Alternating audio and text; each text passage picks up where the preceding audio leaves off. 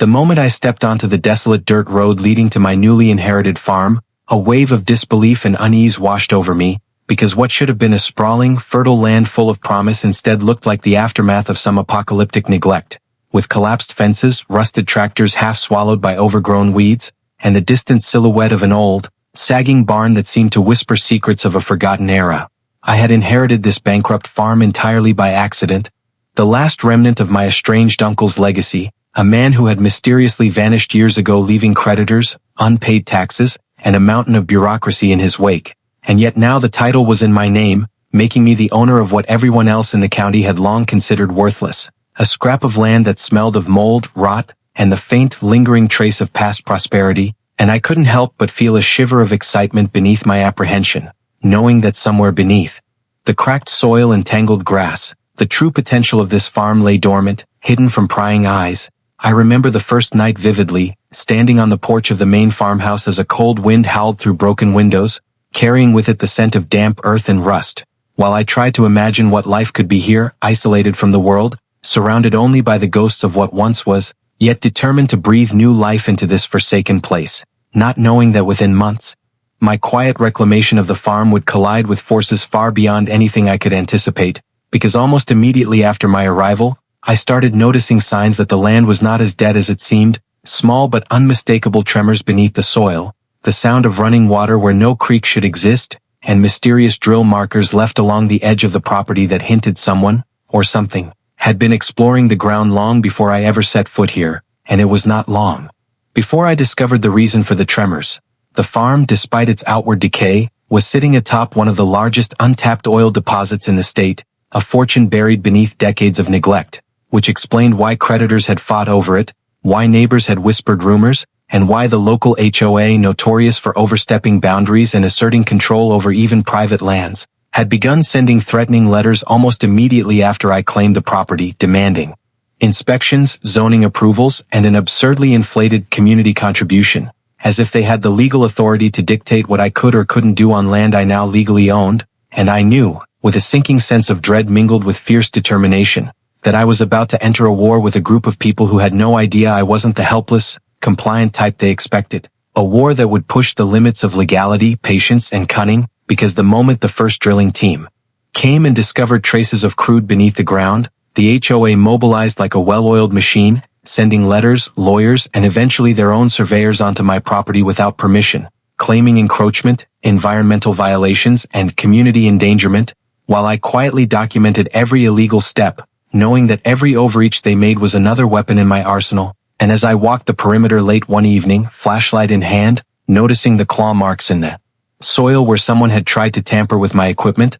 I realized that my fight was no longer about reclaiming a farm. It was about defending a hidden fortune, about asserting the rights that came with ownership, and about proving to everyone who thought they could intimidate me that I was a force they had underestimated at their peril. And that determination became the fire that burned in me through the nights I spent poring over land deeds, oil survey reports, and decades of neglected property records, connecting dots that the HOA either ignored or deliberately obscured, because the more I learned, the more I understood that this small, bankrupt farm was a nexus of power, money, and corruption, and controlling it meant wielding influence that could topple HOA bureaucracies and local politicians alike. And as winter set in, bringing with it frozen ground and early darkness, I made my first move, not in violence or confrontation, but in the subtle art of leverage filing. Counterclaims, registering easements, and securing exclusive mineral rights that the HOA had either overlooked or assumed they could bully me out of, all while they sent increasingly frantic letters, each more absurd than the last. And I watched from the porch as their representatives scouted the land, walking their lines like they owned it, completely unaware that their every step was being recorded, logged, and prepared for the day when the law, combined with strategy, would turn against them. And I realized that owning this farm was no longer a matter of legacy or reclamation, but a test of cunning, resilience, and the kind of patience required to take on a neighborhood bureaucracy that had grown fat on fear and compliance. And somewhere between the decaying barns, the rusted equipment, and the newly discovered oil veins, I felt a surge of exhilaration, knowing that every sleepless night, every legal filing, and every cautious step across this land was bringing me closer to turning a bankrupt, ignored farm into a fortress of wealth and control, a symbol that no amount of HOA overreach, community politics, or neighborly intimidation could ever crush a determined owner who understood both the value of their property and the power of patience, planning, and precise retaliation. And as the moon rose over the skeletal remains of the orchard, casting long shadows across the soil, I knew that this was only the beginning and that the farm and I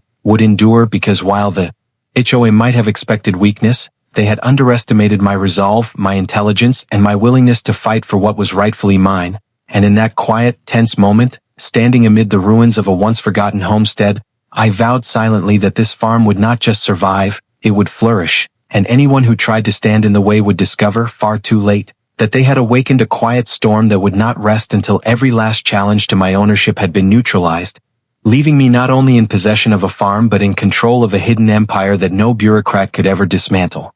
The next morning, as frost still clung stubbornly to the long-abandoned fields and the first streaks of sunlight caught on the edges of the broken fencing, I realized that the HOA was not going to back down quietly. They had already sent a flurry of certified letters, each more aggressive than the last, threatening fines that they had no legal right to impose, demanding inspections that violated both state and federal property laws, and implying in veiled, almost smug language that my claim to the farm was contingent on my cooperation with their arbitrary rules. And as I read through these documents, a cold anger began to simmer beneath the surface, because this wasn't just about land anymore. It was about control, about asserting dominance over something that rightfully belonged to me, and I could see clearly that they had miscalculated from the start, assuming that a solitary, inexperienced heir would be easy to intimidate, when in reality, I had spent years studying real estate, law, property rights, and the very tactics used by predatory HOAs to bully their neighbors, and that knowledge would become my shield, my weapon, and ultimately my leverage. And I decided immediately to take the offensive, contacting surveyors, oil experts, and legal counsel to document every inch of the property,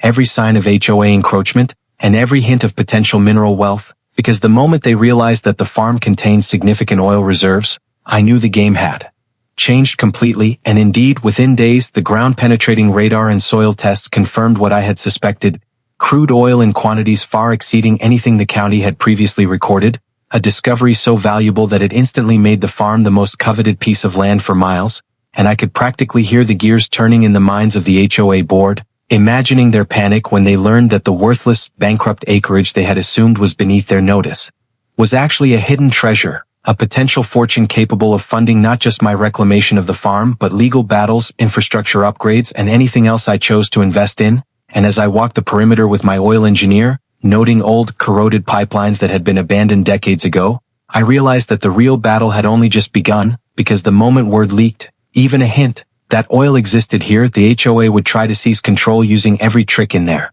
playbook, from emergency zoning regulations to lawsuits, from dubious environmental claims to backroom deals with contractors. And they wasted no time, sending representatives to stake claims, photograph equipment, and even attempt to block access roads, clearly expecting that I would panic and comply. But instead, I quietly doubled down, installing security cameras, motion sensors, and legal signage asserting my exclusive rights, while simultaneously filing preemptive restraining orders and land notices to ensure that any unauthorized entry would carry serious consequences. And the more they escalated, the more I realized that patience and precision were my greatest allies, because every overstep they made, every threat, every arrogant attempt to intimidate me became evidence, building a paper trail that would eventually turn the tide decisively in my favor. And yet, despite my growing sense of control, the tension was palpable, because I could see how desperate they were becoming, their usual air of superiority cracking under pressure. And I knew that desperation often leads to mistakes, and mistakes can be exploited ruthlessly if you are ready. And I was ready, having spent nights poring over property records, historical claims, oil maps, and HOA bylaws, learning every loophole, every ambiguous clause, and every vulnerability, because I knew that legal strategy alone could not defeat them. It required psychological insight, tactical patience, and the ability to manipulate their expectations against them, turning their own arrogance into a weapon I could wield. And as weeks passed, I began executing a series of carefully planned countermeasures, allowing small incursions to occur, only to trap the trespassers with recorded evidence, filing notices at strategic intervals, and quietly contacting journalists and local regulators to hint at the massive oil discovery and the questionable legality of the HOA's actions. And I could see the panic begin to spread among their members, because suddenly the tables had turned, and they were the ones overreaching, the ones vulnerable, and I was the calm, methodical force, fully in control, while they flailed blindly, sending increasingly ridiculous letters,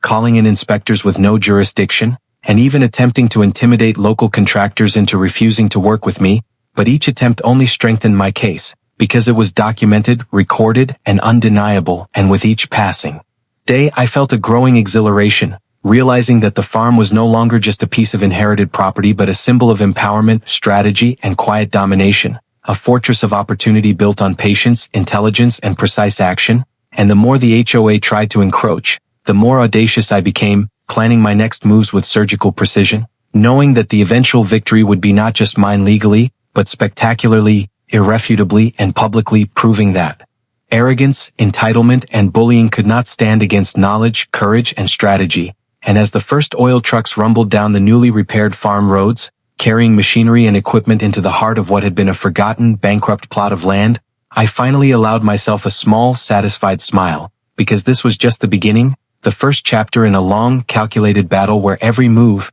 every document, every strategic silence was carefully orchestrated to ensure that when the HOA finally realized the full extent of their error, it would be too late to undo, and I would stand unchallenged on the land that was always mine, rich not only in resources but in justice, vindication, and the undeniable proof that patience, intellect, and calculated action could crush even the most overbearing of bureaucracies.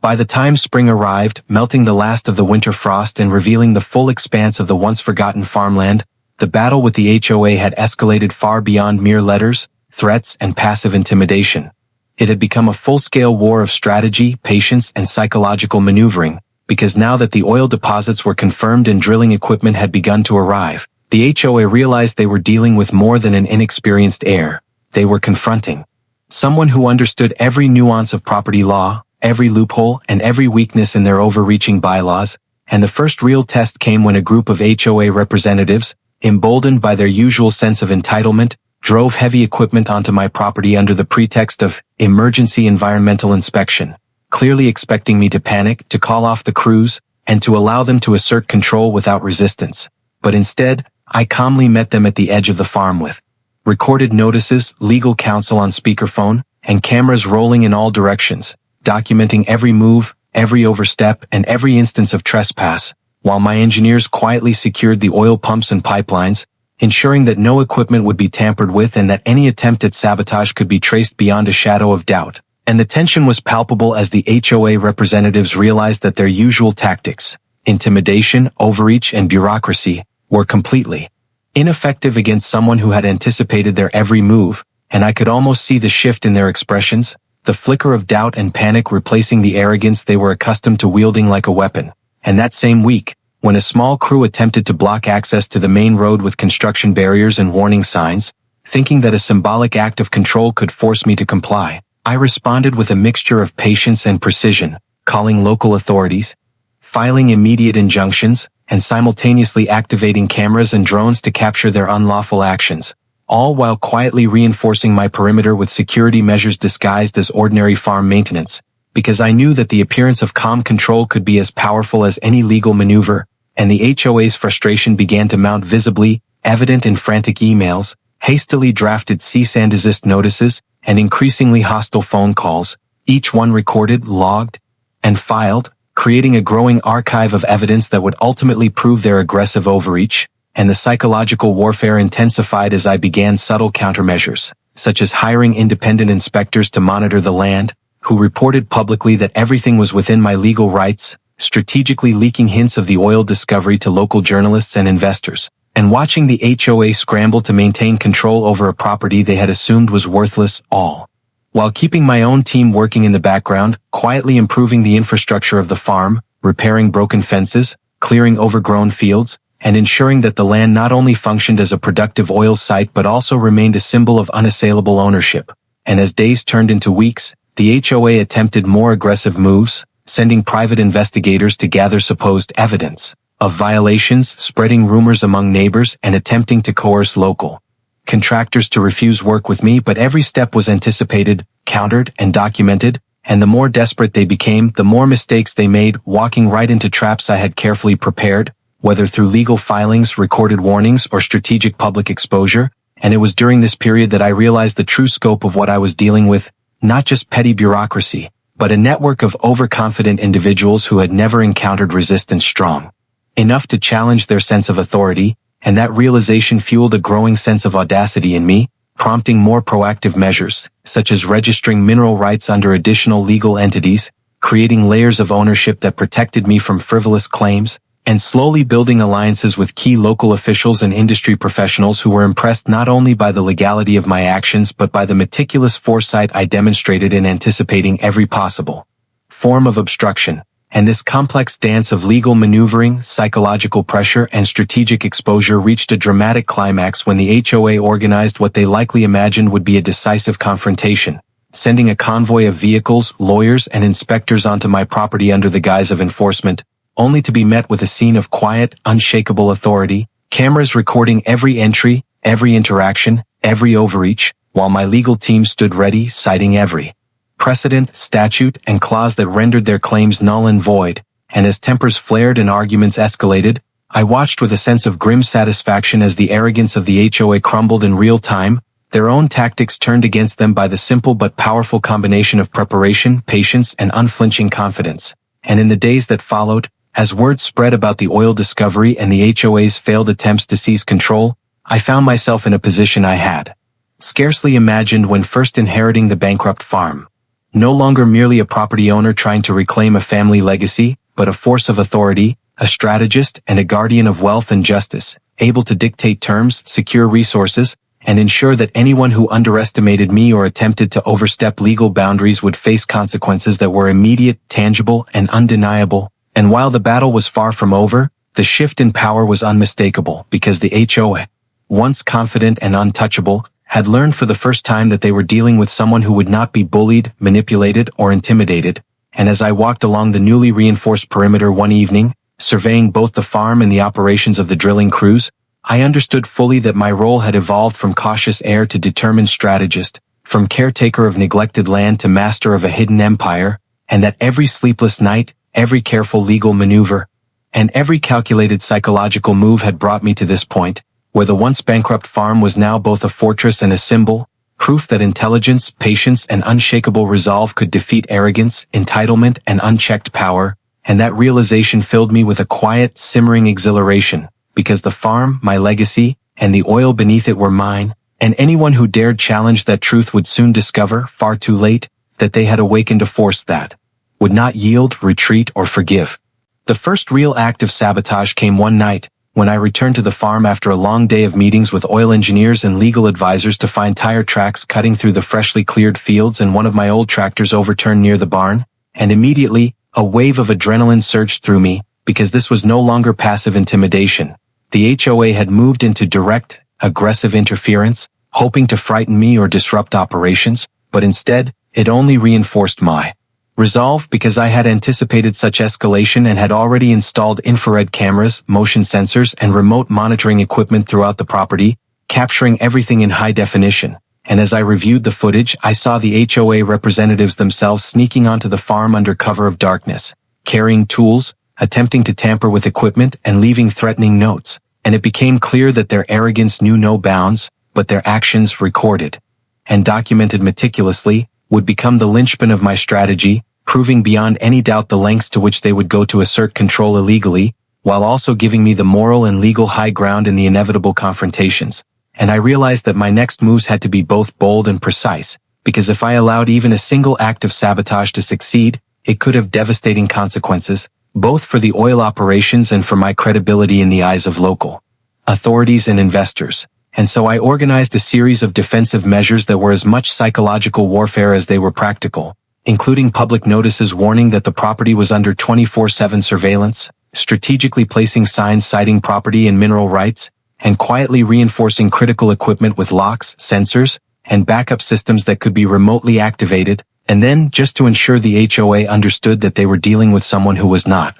intimidated by their threats, I began allowing certain minor, harmless provocations to play out, recording them in their entirety while simultaneously filing new legal documents citing trespassing, attempted sabotage, and intimidation, and the results were immediate. The HOA's internal communications leaked, showing panic and confusion, as their members debated how to respond to a property owner who was not only legally prepared but also psychologically unshakable. and it was during this period of careful escalation that I realized the battle was as much about perception as it was about law, because by maintaining calm, controlling information, and carefully documenting every interaction, I could make the HOA appear reckless, aggressive, and in the wrong, not just to local authorities, but to the entire community and any external observers, including potential investors who were beginning to notice the farm's sudden rise in strategic importance due to the oil discovery. And while the HOA scrambled, I moved on multiple fronts, negotiating contracts with drilling companies, securing environmental permits,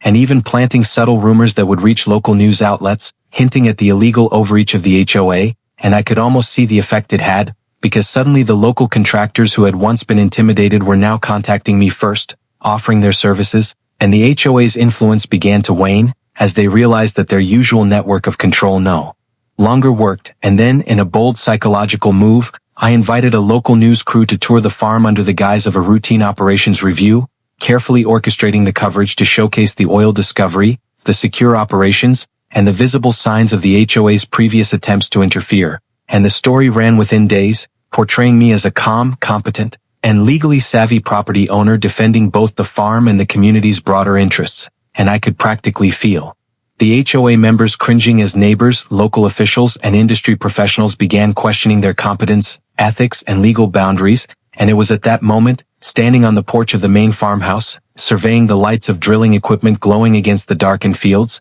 that I realized I had moved from reactive to proactive, that every legal maneuver, every security measure, every calculated exposure had begun to shift the balance irreversibly. And while the sabotage attempts had been unnerving, they had also provided a perfect opportunity to showcase both restraint and authority, and in doing so, I was not just protecting a farm or extracting oil, I was orchestrating a masterclass in strategy, law, and human psychology, ensuring that when the dust finally settled, the HOA would be not just defeated, but publicly undermined, stripped of credibility, and unable to challenge me in any meaningful way, because their overreach, arrogance, and impatience had collided with my preparation, foresight, and unshakable determination. And standing there that night, the wind carrying the faint smell of crude and earth through the broken barns and cleared fields, I felt a surge of triumph tempered by caution, knowing that while this round had been won, the war was far from over, and every move from this point forward had to be calculated, precise, and designed to build toward a conclusion that would not just secure the farm, the oil, and the legal victory, but ensure that the HOA would never again dare to challenge the authority, intelligence, and resourcefulness of the rightful owner. And as I looked toward the horizon, the first signs of dawn creeping over the trees, I silently vowed that the next moves would be decisive, irreversible, and spectacular, because patience, preparation, and the quiet accumulation of power had brought me this far. And now it was time to close the circle, turning the neglected, bankrupt farm into a fortress of wealth, justice, and unassailable control, and teaching the HOA a lesson they would never forget. By midsummer, the tension between myself and the HOA had reached a fever pitch, because what had begun as passive letters and bureaucratic threats had transformed into a full-blown campaign of intimidation, misinformation, and covert attempts to disrupt the oil operations. And I knew that patience and strategy had carried me this far, but now it was time to escalate decisively, to turn the momentum into an unshakable advantage. And the first sign that the HOA had truly underestimated me came one morning when I arrived to find a series of bulldozer tracks leading to one of the newly installed drilling rigs, heavy machinery left in disarray, valves tampered with, and the unmistakable smell of oil spilling onto the earth, a clear, reckless attempt at sabotage meant to intimidate me or halt operations entirely. But I had anticipated such desperation and had already installed remote shutoff mechanisms, pressure sensors, and high-definition cameras that captured everything. And as I reviewed the footage, I could see several HOA board members themselves walking onto the property under the cover of darkness, carrying tools and taking notes, clearly coordinating, their arrogance shining through every move. And in that moment I realized that their strategy had shifted from passive intimidation to overt aggression. And that meant that the game had changed entirely, because now it was no longer just about legal maneuvering, permits, or evidence. It was about proving beyond any doubt that their interference was deliberate, reckless, and illegal. And I began taking simultaneous action on multiple fronts, calling in law enforcement to document trespass, filing emergency injunctions to secure the property, and notifying media outlets about both the discovery of oil and the unlawful attempts to disrupt production, carefully crafting the narrative so that public opinion would tilt decisively in my favor. While internally, I worked with contractors to repair and reinforce all infrastructure in ways that made further interference almost impossible, and the HOA, growing increasingly desperate, began making more audacious mistakes. Sending letters with false claims of zoning violations, pressuring neighbors to act as witnesses to imagined infractions, and even attempting to claim a portion of the mineral rights under archaic covenants that had long since expired. But each of these actions played directly into my hands, because everything was meticulously documented, time-stamped and verified by independent legal experts, creating a mountain of evidence that would ultimately make their position untenable in any court of law. And as the oil rigs continued operating under secure protocols, I began to leverage the growing media attention, arranging interviews that highlighted both the potential wealth of the property and the extraordinary lengths to which the HOA had gone to overreach, creating a wave of public scrutiny that left them flailing, sending frantic letters to their attorneys and whispering to neighbors in panic, all while I calmly filed additional claims asserting my exclusive rights to the land, mineral resources, and operational control, strategically registering easements and backup property titles under subsidiary entities to prevent any future interference. And as the days passed, the pressure mounted further, because now the HOA's missteps were not just documented,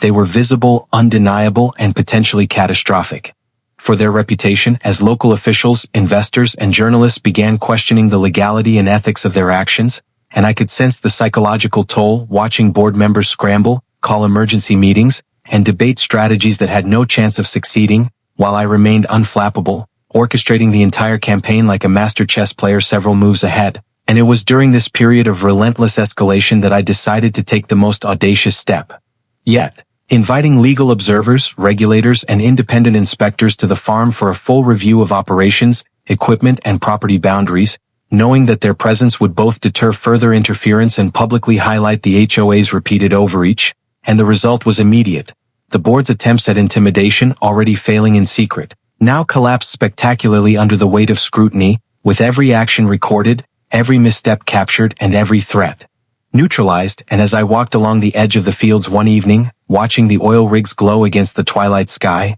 I felt an undeniable surge of exhilaration, because the farm had transformed from a neglected, bankrupt inheritance into a fortress of wealth, authority, and legal invincibility, and the HOA, which had assumed they could bully a lone heir into compliance, had discovered far too late that they were dealing with someone who anticipated their every move, documented every transgression, and leveraged every mistake into a decisive advantage. And I realized in that moment that the story of the farm had become more than a fight for resources. It was a demonstration of strategy, resilience, and mastery over arrogance, because the more they tried to intimidate, sabotage, or coerce, the stronger my position became, and the more public and legal pressure I built, ensuring that their influence would not just diminish, but collapse entirely. And as the sun set over the horizon, casting long shadows across the fields and reflecting off the still pumping oil, I understood that I had crossed the threshold from reactive defense into proactive dominance, from merely reclaiming an inherited farm to commanding a property, a resource, and a narrative so compellingly in my favor that the HOA's attempts to challenge me were no longer threats. They were self-inflicted demonstrations of their own overreach, incompetence, and hubris, and with that knowledge I allowed myself a moment of satisfaction, because the farm, the oil, and the legal and strategic victory I had engineered were mine, fully and irrevocably, and anyone who had doubted my capabilities or underestimated my resolve would soon see that this was a force they could neither intimidate, manipulate, nor defeat. By late summer, the intensity of the battle had escalated into a near-daily test of nerves, strategy, and authority, because the HOA, realizing that their previous tactics had failed spectacularly, now resorted to increasingly brazen and reckless maneuvers, sending unannounced teams onto my property under the guise of inspections, environmental reviews, and even community interest assessments, while simultaneously spreading rumors among neighbors and local officials that I was somehow acting outside the law. But I had anticipated every conceivable scenario, and each intrusion was met with a precise, calm response. Recorded warnings, immediate legal filings, and evidence meticulously documented for both law enforcement and media outlets, creating an unassailable record of their illegal overreach. And as the oil pumps continued to operate flawlessly under the supervision of my security and engineering teams, I realized that the psychological battle had become just as critical as the legal and operational ones, because the HOA's panic was now visible, their board meetings devolving into chaos, as members argued bitterly over the growing evidence of their mistakes, miscommunications, and the inevitability of losing control. And I began to exploit this internal collapse strategically, leaking hints of the farm's untapped potential to investors, regulatory authorities, and the press, ensuring that public attention would spotlight not only the oil discovery but also the HOA's repeated failures, overreach, and hubris, which in turn made their every move more desperate, more visible, and more legally indefensible. And during this period, I also began taking more proactive measures on the farm itself, repairing the barns, reinforcing fencing, expanding the drilling infrastructure, and upgrading security, all under the careful watch of surveillance systems designed not just to detect intrusion, but to create a permanent, irrefutable record of every trespass, while simultaneously planting subtle legal traps such as easements and additional mineral rights filings that further limited the HOA's ability to interfere. And it was during one particularly tense week that the HOA attempted their most audacious maneuver yet, coordinating with local contractors to halt operations, claiming that environmental hazards existed, and even attempting to influence law enforcement to pressure me into compliance, thinking that bureaucratic intimidation could finally succeed. But I had already anticipated this escalation, having secured independent environmental assessments, legal injunctions, and press coverage, turning their tactics into a public spectacle that made them look reckless, unlawful, and desperate. And I watched with a sense of grim satisfaction as their panic became increasingly evident, with board members sending frantic emails, holding emergency meetings, and making statements to neighbors that only further incriminated them, while I maintained a calm, controlled presence on the farm,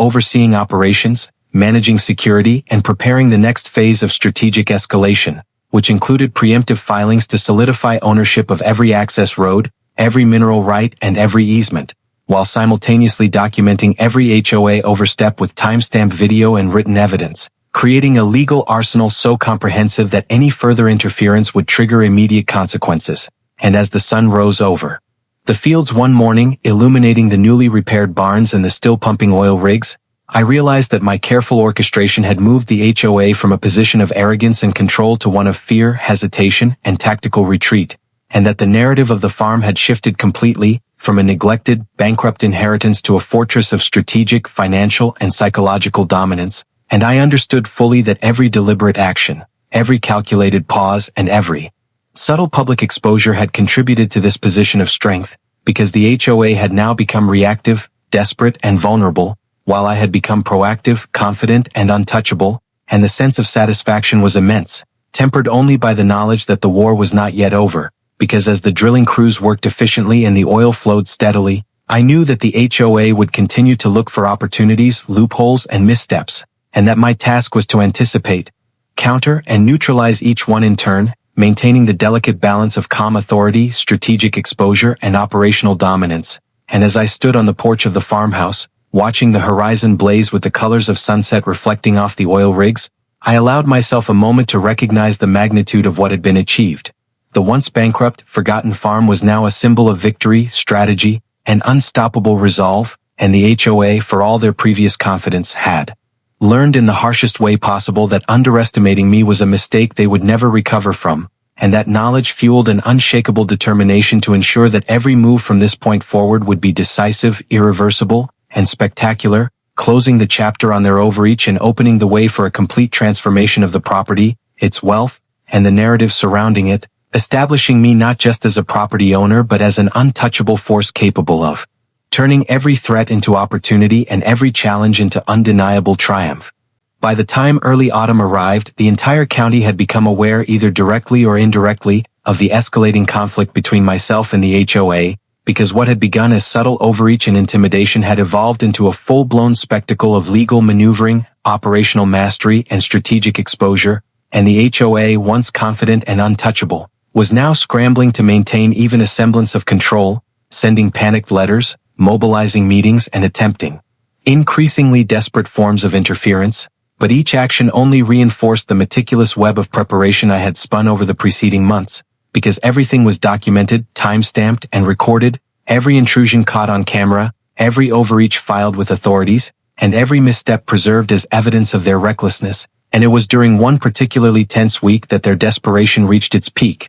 when they attempted to block a newly constructed access road to the drilling site, thinking that physical obstruction could intimidate me into compliance. But I had already anticipated such a move, and a combination of legal filings, police oversight, and strategic media exposure turned their bold maneuver into a public demonstration of their own incompetence and overreach, and the effect was immediate and devastating because neighbors, contractors, regulators, and even local politicians began questioning the HOA's motives, ethics, and legality, creating pressure on the board that was both public and relentless. And as they continued to flail, attempting to justify themselves with increasingly flimsy claims, I executed the final phase of my strategy. I organized a formal press conference on the property, inviting journalists, legal experts, and key stakeholders to showcase the farm's operations, the oil discovery, and the documented history of the HOA's unlawful interference, while simultaneously announcing new contracts, expanded drilling operations, and the legal measures I had taken to secure ownership of every aspect of the land, mineral rights, and infrastructure. And as the cameras rolled, capturing every detail of the secure, fully operational farm juxtaposed against the documented failures and overreach of the HOA, the board members were forced to watch helplessly from a distance, realizing that their arrogance, hubris, and desperate attempts to bully, intimidate, and control had collapsed spectacularly under the weight of law, evidence, and public scrutiny. And in that moment, it became clear that the power dynamic had shifted irreversibly. I was no longer merely the farm's owner or the heir to a neglected property. I was the undisputed authority, the orchestrator of a strategy that had turned every threat into a display of their failure, every overreach into an opportunity to expose them, and every attempt at intimidation into further documentation of their recklessness. And the psychological toll on the HOA was visible in their frantic internal communications, the rushed consultations with legal counsel, and the whispered admissions that they had underestimated me at every turn, while I calmly walked through the fields, inspecting drilling operations, equipment, and security measures, confident that every step I had taken had been precise, deliberate, and effective, and that the combination of legal savvy, operational control, strategic exposure, and psychological insight had created a fortress of authority that they could neither breach nor challenge. And as the sun set behind the barns, reflecting golden light across the oil pumps and the newly repaired fences, I allowed myself a rare moment of satisfaction, realizing that the months of planning, patience, and unrelenting focus had brought me not just victory, but total dominance, and the once bankrupt, forgotten farm had been transformed into a symbol of wealth, power, and the undeniable proof that intelligence, strategy, and perseverance could overcome arrogance, entitlement, and bureaucratic overreach. And with that realization, I knew that the final steps were simply a matter of formalizing the HOA's defeat through ongoing legal measures, ensuring that their influence would be permanently diminished, their attempts to interfere rendered impossible, and my control over the farm, the oil, and the narrative surrounding it would remain absolute, untouchable, and unassailable, marking the conclusion of a battle that had begun with neglect and ended in spectacular, undeniable triumph, and leaving me not just as the rightful owner of a prosperous property, but as the orchestrator of a masterclass in strategy, patience, and the quiet, relentless assertion of power.